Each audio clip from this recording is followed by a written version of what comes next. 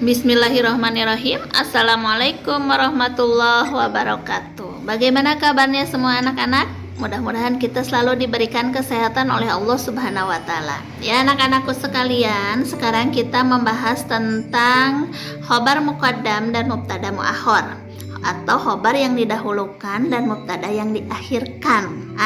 Biasanya penulisan itu mubtada dulu ya, sudah mubtada baru khobar mubtada. Sebelum kita membahas lebih jauh, kita bahas dulu ya mubtada itu apa. Mubtada itu yaitu isim yang berada di awal kalimat, berharokat rofa dan juga harus makrifah. Atau makrifahnya salah satu cirinya yaitu memakai alif lam. Sedangkan khobar mubtada itu isim yang terletak setelah mubtada dan dia berharokat rofa dan tidak boleh makrifah atau nakiroh. Contohnya at-thalibu mahirun, seorang siswa laki-laki itu rajin. Manakah mubtadanya at-thalibu? Manakah khobar mubtadanya? Berarti mahirun. Contoh lagi, at-tilmizatu jamilatun, seorang siswi perempuan itu cantik. Manakah mubtadanya? At-tilmizatu. Manakah khobar mubtadanya? Jamilatun. Contoh lagi, at-thayru fawqas sajaroti, burung itu di atas pohon. Manakah mubtadanya? At-thayru. Manakah khobar mubtadanya? Fawqas sajaroti. Sekarang anak-anakku sekalian, bagaimanakah jika khobar didahulukan dan mubtada diakhirkan? Jadi khobar dulu terus mubtada. Apakah bisa? Tentu saja bisa, tapi ada syarat-syarat tertentu. Syarat yang pertama, apabila khobar didahulukan, yaitu di mana khobarnya itu terdiri dari sibhul jumlah. Apa itu sibhul jumlah? Yaitu terdiri dari jar majrur atau huruf jar seperti an, min, ila ya. Kemudian ada fi dan dorob. Dorob itu apa? Ada amama di depan, ada kholfa di belakang, terus ada inda di pinggir, ada fauqo atas, ada tahta bawah ya gitu ya. Apabila ada jar majrur atau dorob di depan dan diikuti dengan mubtada atau isim yang dirofa tapi nakiroh ya, tapi nakiroh itu apa? Tidak ditanwin. Kita ambil contoh ya biar paham. Alas saja roti rojulun, di atas pohon itu misalnya ada seorang laki-laki. Alas saja roh, setelah jar majrur itu ada isim yang berharokat rofa dan nakiroh yaitu rojulun. Maka rojulun kedudukannya jadi mubtada, tapi mubtadanya yang diakhirkan. Alas saja roti kedudukannya jadi khobar mubtada ya, karena dia terdiri dari jar majrur. Contoh yang lain, bainal asjari, di antara pohon-pohon itu ada dubun, ada serigala. Di sana dubun, di sana kedudukannya jadi mubtada muakhar, mubtada yang diakhirkan karena didahului oleh dorob. Dorobnya apa? Bainal asjari. Bainal asjari, maka kedudukannya jadi khobar muqaddam atau khobar yang didahulukan gitu ya. Cirinya gini, jadi kalau di depannya ada jar majrur atau di depannya ada dorob, diikuti atau setelahnya itu ada isim yang berharokat rofa dan nakiro, berarti si isim itu kedudukannya jadi mubtada muakhar. Ya, paham? Terus apabila yang keduanya ya, syarat yang keduanya tetap masih ada sibhul jumlah, jar majrur atau dorob di depannya, di belakangnya itu ada isim yang rofa, tapi isim yang rofa itu diikuti oleh domir, yang domirnya kembali ke kalimat sebelumnya. Kita lihat contoh biar nggak bingung ya. Fil baiti sohibuhu, di sana ada kalimat fil baiti.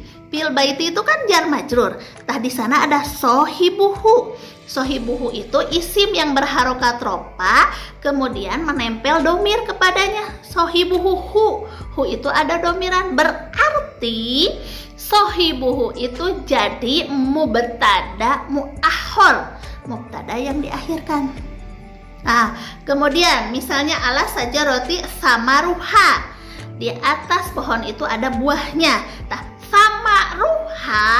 samaruha itu kedudukannya jadi mubtada yang muakhor, diakhirkan karena syaratnya ada domir. Si domir ha itu kembali ke as-sajaroh, dan alas sajaroh kedudukannya jadi khobar muqaddam yang didahulukan. Itu syarat yang kedua. Syarat yang ketiga, apabila mubtadanya dibatasi dengan huruf illah. Ada illah itu artinya kecuali, atau ada innama, sesungguhnya tiada lain atau hanya, ya. Contoh, ma'adilun ilallah. Ma'adilun, biasanya kalau ada illah atau huruf istisna, di depannya ada huruf ma nafi. Ma'adilun berarti dia kedudukannya jadi khobar yang muqaddam. Maka setelah illah kedudukannya jadi mubtada muakhor. Allahu kedudukannya mubtada muakhor. Contoh yang lain, innama fiddari Muhammadun, maka fiddari kedudukannya dia jadi khobar muqaddam, dan Muhammadun kedudukannya jadi mubtada muakhor. Itu syarat yang ketiga. Syarat yang keempat yaitu apabila diawali dengan huruf istifham. Jadi kalimatnya diawali oleh huruf istifham. Contoh, man haza, siapakah ini? Maka man kedudukannya jadi khobar muqaddam, haza kedudukannya jadi mubtada muakhor. Contoh lagi, kaifa al-wusulu ilaiha. Kaifa itu kan isim istifham, maka dia kedudukannya jadi khobar yang muqaddam. Al-wusulu ilaiha, al-wusulu maka dia kedudukannya jadi mubtada yang diakhirkan. Dan syarat yang keempat ini kan yang pertama apabila diawali huruf istifham kalimatnya, terus yang kedua apabila kalimatnya disandarkan kepada isim istifham. Jadi ada isim yang disandarkan kepada isim istifham, ya. Contohnya, kitabu man haza, kitabu man haza. Jadi sebelum istifham itu ada isim dulu. Sebelum huruf man itu ada isim dulu yang disandarkan kepada man. Kitabu man, maka dia kedudukannya jadi khobar yang muqaddam. Haza kedudukannya jadi mubtada yang muakhor. Nah, gitu ya anak-anak. Kemudian ada ibnu man haza. Nah, ibnu man haza, maka kalimat ibnu itu disandarkan ke kalimat istifham man, maka dia kedudukannya jadi khobar yang muqaddam. Adapun haza kedudukannya jadi mubtada muakhor.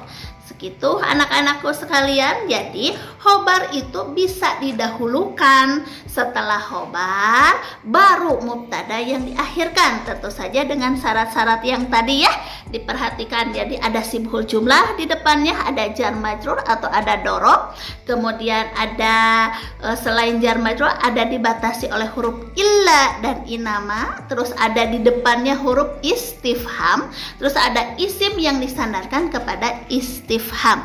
Mudah-mudahan bisa dipahami anak-anakku sekalian. Kalau ada permasalahan yang kurang dipahami maka boleh berkomunikasi lewat WA. Terima kasih anak-anakku sekalian semuanya. Jazakumullah khairan katsiran. Assalamualaikum warahmatullahi wabarakatuh.